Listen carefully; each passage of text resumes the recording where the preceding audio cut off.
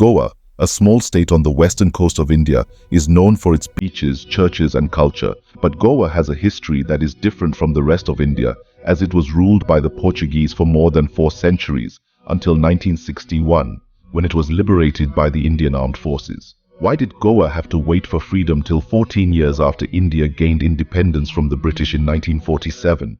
What were the political and ideological reasons that delayed the liberation of Goa? And what were the consequences and implications of the annexation of Goa by India? In this video, we will explore these questions and try to understand the history and the significance of Goa's liberation. Goa was one of the first places in India to be colonized by the Europeans, as the Portuguese arrived in 1510 and established their stronghold in the region. They expanded their territory and influence over the next centuries and made Goa the capital of their vast empire in Asia and Africa, known as the Estado da India, or the State of India. The Portuguese brought their religion, language and culture to Goa and converted many of the local people to Christianity. They also built churches, schools, hospitals and forts, and developed trade and commerce in the region.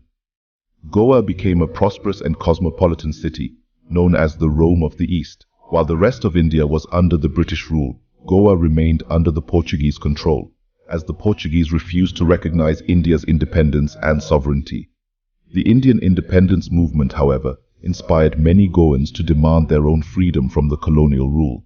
Several groups and parties emerged, such as the Goa Congress Committee, the Azad Gomantak Dal, the United Front of Goans, and the National Congress of Goa, which organized protests, demonstrations and civil disobedience campaigns against the Portuguese authorities. The Portuguese responded with repression and violence, arresting, torturing and killing many of the freedom fighters and activists. The situation in Goa became tense and volatile as the Goans continued to resist and fight for their liberation. The Indian government, led by Prime Minister Jawaharlal Nehru, was aware of the plight and the aspirations of the Goans and supported their cause. However, Nehru was reluctant to use military force to liberate Goa, as he believed in the principles of non-violence, democracy and international law. He also wanted to avoid a confrontation with the Portuguese, who were allies of the Western powers, such as the United States and the United Kingdom, and members of the NATO, the North Atlantic Treaty Organization. Nehru hoped that the pressure of the world public opinion and the United Nations would persuade the Portuguese to grant Goa its independence, or at least a referendum to decide its fate. He also tried to negotiate with the Portuguese leaders, such as President Américo Tomás and Prime Minister António Salazar, but they rejected any proposal or compromise, and insisted that Goa was an integral part of Portugal, and not a colony. Nehru faced criticism and opposition from many quarters, such as the opposition parties, the media, the public, and even some of his own cabinet ministers, who urged him to take a decisive and swift action to liberate Goa by force. Nehru, however, remained firm on his stance and waited for a peaceful and diplomatic solution to the Goa issue. After 14 years of waiting and negotiating, Nehru finally decided to take a military action to liberate Goa, as he realized that the Portuguese were not willing to budge and that the situation in Goa was deteriorating. He also felt that the international scenario was favorable, as the Cold War was in full swing, and the Western powers were preoccupied with the Cuban Missile Crisis, the Berlin Crisis, and the Congo Crisis. He also sensed that the public opinion in India and abroad was supportive of the Goan cause, and that the United Nations was unlikely to intervene or condemn the Indian action. He also received assurances from the Soviet Union, India's ally, that it would veto any resolution against India in the Security Council. He also consulted with the Goan leaders and representatives, who gave their consent and cooperation for the military operation.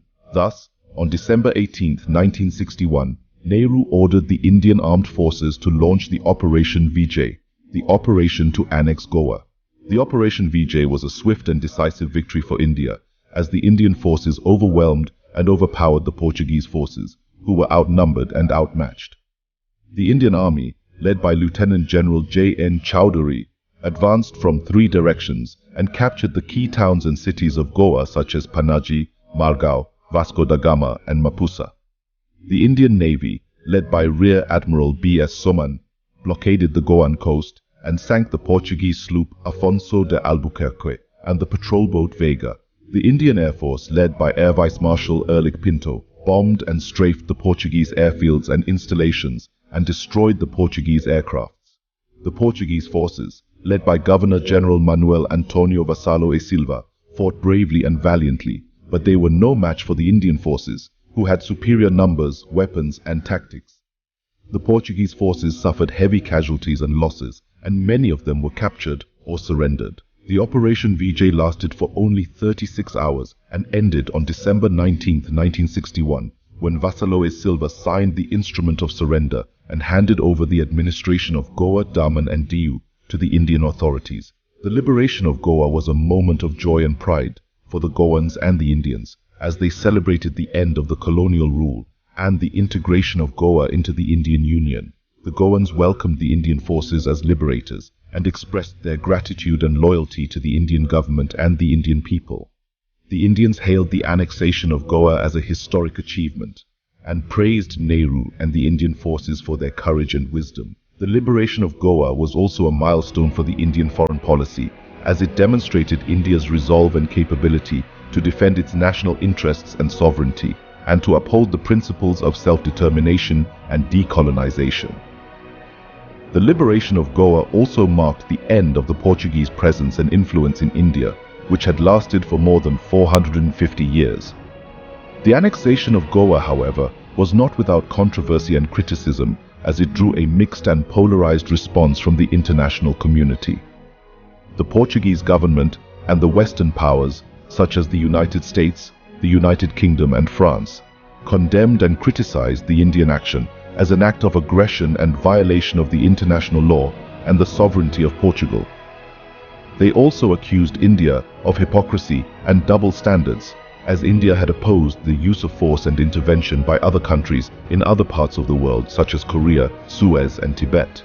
They also demanded that India withdraw its forces from Goa and return it to Portugal, or at least hold a plebiscite to determine the wishes of the Goan people.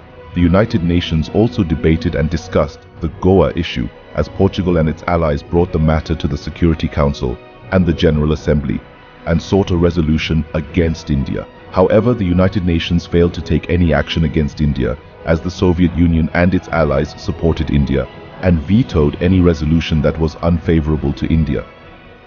The United Nations also recognized that the majority of the Goan people wanted to be part of India, and that the Portuguese rule in Goa was illegitimate and oppressive. The United Nations also acknowledged that the Indian action was in line with the global trend of decolonization and liberation that was taking place in Asia and Africa. Thus, the annexation of Goa by India was accepted and recognized by the international community, and the Goa issue was settled and resolved. This is the story of Goa's liberation, a story that is complex and fascinating, a story that is part of the history.